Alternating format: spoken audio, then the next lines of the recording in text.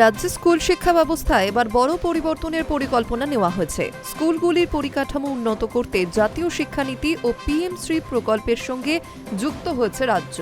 এর ফলে আগামী দিনে সরকারি স্কুলে সোলার প্যানেল, মেয়েদের জন্য স্যানিটারি ন্যাপকিন মেশিন, বিশুদ্ধ পানীয় জল, উন্নত শৌচাগার সহ একাধিক নতুন সুবিধা চালু করার পরিকল্পনা রয়েছে। জাতীয় শিক্ষানীতি ও স্কুল আধুনিকীকরণে বড় উদ্যোগ। একটি বৈঠকের পর মুখ্যমন্ত্রী শুভেন্দু অধিকারী জানিয়েছেন, রাজ্য এবার জাতীয় শিক্ষানীতি এবং পিএম শ্রী প্রকল্পের আওতায় কাজ করবে। বৈঠকে কেন্দ্রের তরফে আধিকারিকরাও উপস্থিত ছিলেন। কেন্দ্রীয় মন্ত্রী ধর্মেন্দ্র প্রধানের আসার কথা থাকলেও তিনি অনুপস্থিত থাকেন। তবে দিল্লি থেকে ৮ জন উচ্চপদস্থ আধিকারিক বৈঠকে যোগ দেন। শুভেন্দু অধিকারী জানিয়েছেন, আগের সরকারের সময় কেন্দ্রের নীতির সঙ্গে রাজ্যের সমন্বয় না থাকায় বিভিন্ন ক্ষেত্রে বরাদ্দ পাওয়া যায়নি। এখন সেই সমস্যা কাটিয়ে চলতি আর্থিক বছরে রাজ্যের প্রাপ্য অর্থ পাওয়ার বিষয়ে আলোচনা হয়েছে। বৈঠকে মূলত স্কুল, কলেজ ও বিশ্ববিদ্যালয়ের শিক্ষার মান কিভাবে আরও উন্নত করা যায় তা নিয়ে আলোচনা হয়েছে। ছাত্র শিক্ষকের সংখ্যা ঠিক রাখা, শিক্ষক নিয়োগে স্বচ্ছতা আনা এবং যোগ্যতার ভিত্তিতে নিয়োগ করার বিষয়েও জোর দেওয়া হয়েছে। ৮১,০০০ স্কুলে বদল আনার পরিকল্পনা। রাজ্যের প্রায় ৮১,০০০ স্কুলকে ধাপে ধাপে নতুন সুবিধার আওতায় আনার পরিকল্পনা রয়েছে।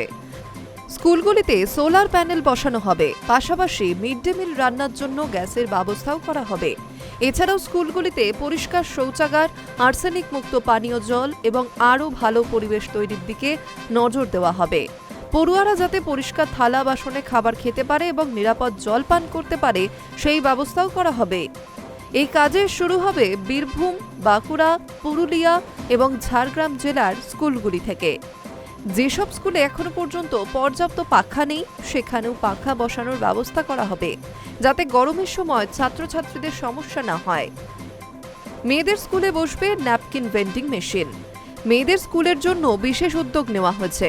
স্কুলগুলিতে স্যানিটারি ন্যাপকিন ভেন্ডিং মেশিন বসানোর নির্দেশ দেওয়া হয়েছে। পাশাপাশি ছাত্রছাত্রীদের স্বাস্থ্য সুরক্ষার জন্য ওয়াটার পিউরিফায়ার ব্যবহারের উপরও জোর দেওয়া হয়েছে। শুভেন্দু অধিকারী জানান, জাতীয় শিক্ষানীতির আওতায় রাজ্যে আরও উন্নত শিক্ষা ব্যবস্থা তৈরি করার লক্ষ্য রয়েছে। সেই কারণে শিক্ষা আইনে কিছু পরিবর্তন আনার বিষয়েও উদ্যোগ নেওয়া হবে। স্কুল ম্যানেজমেন্ট কমিটির চেয়ারম্যান বা ভাইস চেয়ারম্যানের দায়িত্ব যাতে অভিভাবকদের দেওয়া যায়, সেই বিষয়ে বিধানসভায় বিল আনার পরিকল্পনাও রয়েছে। পাশাপাশি মিড ডে মিলের টাকাও বাড়ছে। মিড ডে মিল নিয়েও বড় সিদ্ধান্ত নেওয়া হচ্ছে।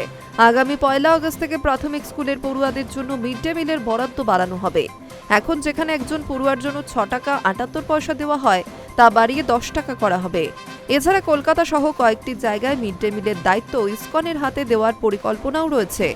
এর ফলে স্কুলে পড়ুয়ারা আরও ভালো মানের খাবার পাবে বলেও জানানো হয়েছে। Hi News network.